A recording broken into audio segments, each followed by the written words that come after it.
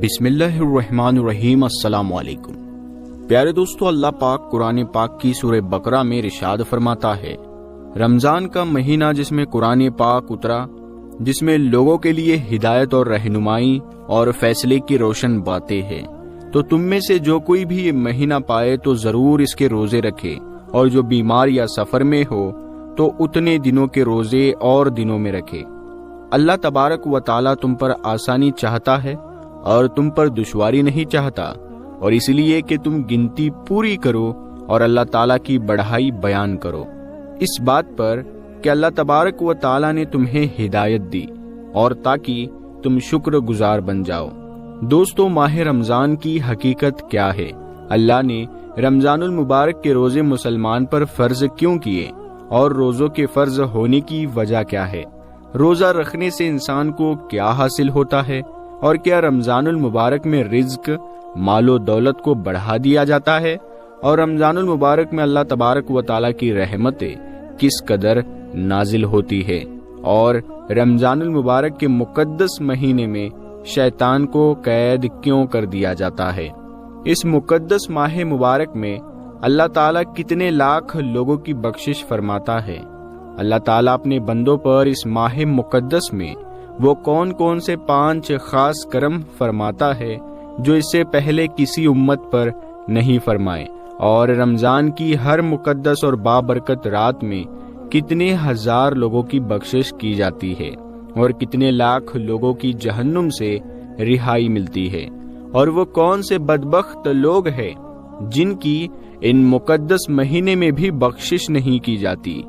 اور رمضان المبارک میں گناہ کرنے والے لوگوں کے لیے حضور اکرم صلی اللہ علیہ وسلم نے کون کون سے دردناک عذابوں کے بارے میں بیان فرمایا؟ پیارے دوستو، ان تمام تر سوالوں کے جوابات قرآن و حدیث کی روشنی میں آج کی اس ویڈیو میں ہم آپ کو بتائیں گے، لہٰذا آپ سے گزارش ہے کہ ہماری اس ویڈیو کو آپ آخر تک ضرور دیکھیے گا۔ دوستو، ماہ رمضان المبارک کے 4 نام ہیں: ماہ رمضان، ماہ صبر، ماہ معاشات اور ماہ اشعت رزق۔ دوستو، اس کو صبر اس لیے کہا جاتا ہے کیونکہ روزہ دار روزہ رکھ کر کے اللہ تعالیٰ کی رضا کے لیے صبر کرتا ہے، اور پھر اللہ تعالیٰ اس روزے دار کو اس صبر کی جزا عطا فرماتا ہے، جس طرح کہ اللہ تعالیٰ ارشاد فرماتا ہے کہ روزہ میرے لیے ہے اور میں ہی اس کی جزا ہوں۔ ماہ معاشات، معاشات کا مطلب ہوتا ہے بھلائی کرنا، چونکہ اس مہینے میں تمام مسلمان خاص طور پر اپنے رشتہ داروں سے بھلائی کرتے ہیں اور زیادہ سے زیادہ ثواب حاصل کرتے ہیں، اسی لیے اس کو ماہ معاشات کہا جاتا ہے۔ ماہ اشعت رزق، اس مہینے کے اندر اللہ تعالیٰ انسانوں کے رزق کے اندر برکت پیدا فرما دیتا ہے اور غریب لوگ بھی اللہ تعالیٰ کی نعمتیں کھاتے ہیں، اسی لیے اس کو ماہ اشعت رزق کہا جاتا ہے۔ حضرت سیدنا ابو سعید خدری رضی اللہ تعالیٰ عنہ سے روایت ہے کہ نبی کریم صلی اللہ علیہ وآلہ وسلم نے ارشاد فرمایا، جب ماہ رمضان کی پہلی رات آتی ہے تو آسمانوں کے دروازے کھول دیے جاتے ہیں اور پھر آخری وقت وہ دروازے بند نہیں کیے جاتے۔ جو کوئی بندہ اس ماہ مبارک کی کسی بھی رات میں نماز پڑھتا ہے تو اللہ تعالیٰ اس کے ہر سجدے کے بدلے میں اس کے لیے 1500 نیکیاں لکھتا ہے، اور اس کے لیے جنت میں سرخ یاقوت کا محل بنایا جاتا ہے۔ اور آقا کریم صلی اللہ علیہ وآلہ وسلم نے ارشاد فرمایا، جو کوئی رمضان کا پہلا روزہ رکھتا ہے تو اس کے سابقہ گناہ معاف کر دیے جاتے ہیں، اور اس کے لیے صبح و شام تک 70,000 فرشتے دعائیں مغفرت کرتے رہتے ہیں، اور رات اور دن میں جب بھی وہ سجدہ کرتا ہے تو اس کے ہر سجدے کے بدلے میں جنت میں ایک ایسا درخت لگایا جاتا ہے جو اتنا بڑا ہوتا ہے کہ ایک گھڑ سوار اس کے سائے میں یعنی اس کے چھاؤں میں 500 سال تک گھوڑا چلتا رہے۔ حضرت سیدنا جابر بن عبداللہ رضی اللہ تعالیٰ عنہ سے روایت ہے کہ نبی کریم صلی اللہ علیہ وسلم نے ارشاد فرمایا کہ میری امت کو ماہ رمضان میں 5 چیزیں ایسی عطا کی گئی جو مجھ سے پہلے کسی نبی کو نہ ملی۔ نمبر 1، جب ماہ رمضان المبارک کی پہلی رات ہوتی ہے تو اللہ رب العزت ان کی طرف نظر رحمت فرماتا ہے، اور جس کی طرف اللہ رب العزت کی نظر رحمت ہو جائے اسے کبھی بھی عذاب نہ دے گا۔ نمبر 2،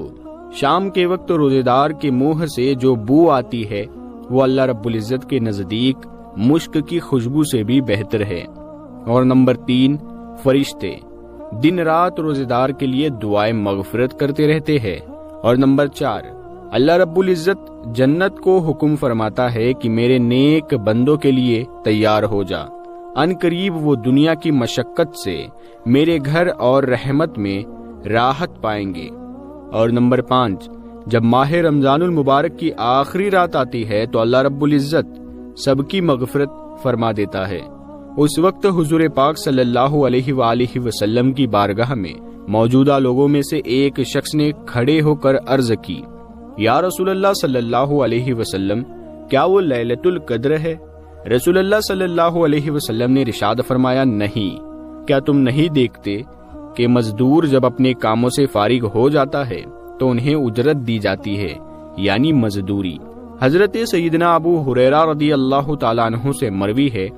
کہ نبی کریم صلی اللہ علیہ وآلہ وسلم نے ارشاد فرمایا کہ 5 نمازیں اور جمعہ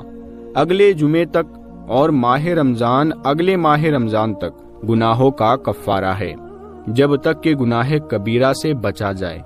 حضرت سیدنا عبداللہ ابن مسعود رضی اللہ تعالیٰ عنہ سے روایت ہے کہ رسول اللہ صلی اللہ علیہ وسلم نے ارشاد فرمایا کہ رمضان شریف کی ہر شب یعنی ہر رات آسمان میں صبح صادق تک ایک منادی یعنی اعلان کرنے والا فرشتہ یہ ندا کرتا ہے کہ اے بھلائی کے طلبگار، ارادہ پختہ کر لے اور خوش ہو جا، اور اے برائی کا ارادہ کرنے والے، برائی سے باز آ جا، اور ہے کوئی مغفرت کا طلبگار کہ اس کی طلب پوری کی جائے، ہے کوئی توبہ کرنے والا کہ اس کی توبہ قبول کی جائے، ہے کوئی دعا مانگنے والا کہ اس کی دعا قبول کی جائے، ہے کوئی سائل کہ اس کا سوال پورا کیا جائے۔ اللہ تعالیٰ نے رمضان مبارک کے ہر شب میں افطار کے وقت 60,000 گنہگاروں کو جہنم سے آزادی عطا فرماتا ہے، اور عید کے دن سارے مہینے کے برابر گنہگاروں کی بخشش کی جاتی ہے۔ اور ایک دوسری روایت میں حضرت محمد مصطفیٰ صلی اللہ علیہ وآلہ وسلم نے ارشاد فرمایا کہ ماہ رمضان المبارک کی ہر دن میں اللہ تعالیٰ 10 لاکھ لوگوں کو جہنم سے آزادی عطا فرماتا ہے۔ حضرت سیدنا عبداللہ ابن عباس رضی اللہ تعالیٰ عنہ سے روایت ہے، پیارے آقا محمد مصطفیٰ صلی اللہ علیہ وسلم نے ارشاد فرمایا کہ اللہ تعالیٰ ماہ رمضان میں روزانہ افطار کے وقت 10 لاکھ ایسے گنہگاروں کو جہنم سے آزادی عطا فرماتا ہے جن پر گناہوں کی وجہ سے جہنم واجب ہو چکا ہوگا۔ نز جمعہ کے دن اور رات کی ہر گھڑی میں ایسے 10 لاکھ گنہگاروں کو جہنم سے آزاد کیا جاتا ہے جو عذاب الہی کے حقدار بن چکے تھے۔ حضرت سیدنا عبداللہ ابن عباس رضی اللہ تعالیٰ عنہ سے روایت ہے کہ نبی کریم صلی اللہ علیہ وآلہ وسلم نے ارشاد فرمایا، جب رمضان المبارک کی پہلی رات آتی ہے تو عرش عظیم کے نیچے سے مسیرہ نامی ہوا چلتی ہے جو جنت کے درختوں کو پتوں کو ہلا دیتی ہے۔ اس ہوا کے چلنے سے ایسی دلکش آواز پیدا ہوتی ہے کہ اس سے بہتر آواز آج تک نہیں سنی گئی۔ اس دلکش آواز کو سن کر بڑی بڑی آنکھوں والی خوبصورت حوریں ظاہر ہوتی ہے، جہاں تک کہ وہ جنت کے بلند محلوں پر کھڑی ہو جاتی ہے، اور وہ حوریں کہتی ہے کوئی جو ہم کو اللہ پاک سے مانگ لے اور ہمارا نکاح اس سے ہو جائے۔ پھر وہ حوریں دروگائے جنت سے کہتی ہے کہ آج یہ کیسی رات ہے۔ اس وقت جنت کے دروگا حضرت رضوان علیہ السلام حوروں سے کہتے ہیں، یہ ماہ رمضان المبارک کی پہلی رات ہے، جنت کے دروازے امت محمدیہ کے روزے داروں کے لیے کھول دیے گئے ہیں۔ پیارے دوستو، روایت میں آتا ہے کہ جب رمضان المبارک تشریف لاتا ہے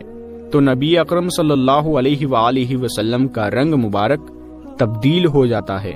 اور آپ نمازوں میں کثرت کرتے ہیں اور اللہ تبارک و تعالی کی بارگاہ میں خوب دعائیں مانگا کرتے۔ حضرت سیدنا ابو ہریرہ رضی اللہ تعالیٰ عنہ بیان فرماتے ہیں کہ نبی کریم صلی اللہ علیہ وآلہ وسلم نے ارشاد فرمایا، جب رمضان آتا ہے تو جنت کے دروازے کھول دیے جاتے ہیں اور دوزخ کے دروازے بند کر دیے جاتے ہیں اور شیاطین کو جنزیروں میں جکڑ دیا جاتا ہے۔ پیارے دوستو، اور رمضان مبارک کا مہینہ وہ بابرکت مہینہ ہے جس میں اللہ تعالی چاہتا ہے کہ میرا بندہ زیادہ سے زیادہ میری عبادت کرے اور میری رضا حاصل کر لے۔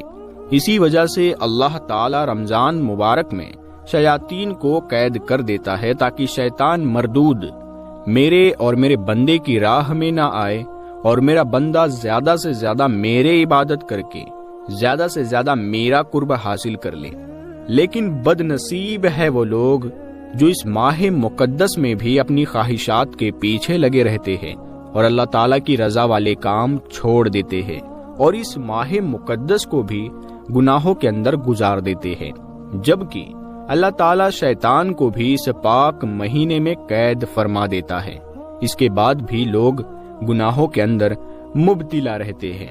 دوستو، حضور اکرم صلی اللہ علیہ وآلہ وسلم نے ارشاد فرمایا کہ جو لوگ اس بابرکت مہینے میں بھی اپنی بخشش نہ کروا سکے تو وہ کب کروائیں گے؟ پیارے دوستو، جو لوگ ماہ رمضان مبارک میں بھی گناہوں سے باز نہیں آتے، ان کے متعلق حضور اکرم صلی اللہ علیہ وآلہ وسلم نے کیا ارشاد فرمایا؟ چنانچہ حضرت سیدنا ام ہانی رضی اللہ تعالی عنہا سے روایت ہے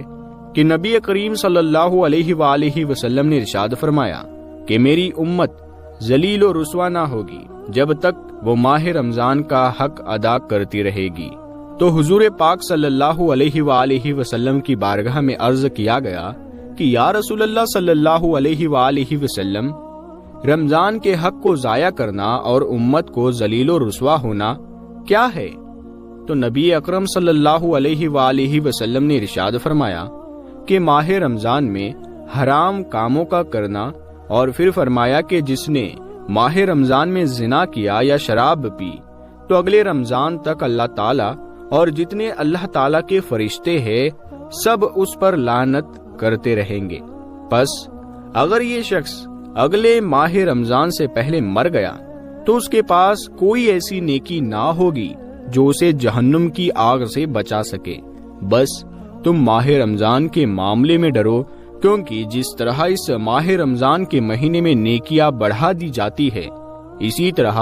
گناہوں کا بھی معاملہ ہے، یعنی کہ گناہ بھی بڑھا دیے جاتے ہیں۔ پیارے دوستو، اب بات کرتے ہیں کہ روزہ رکھنے کا مقصد کیا ہے اور روزہ کس پر فرض ہے، اور وہ کون سے لوگ ہیں جن کو رمضان میں روزہ چھوڑنے کی اجازت ہے۔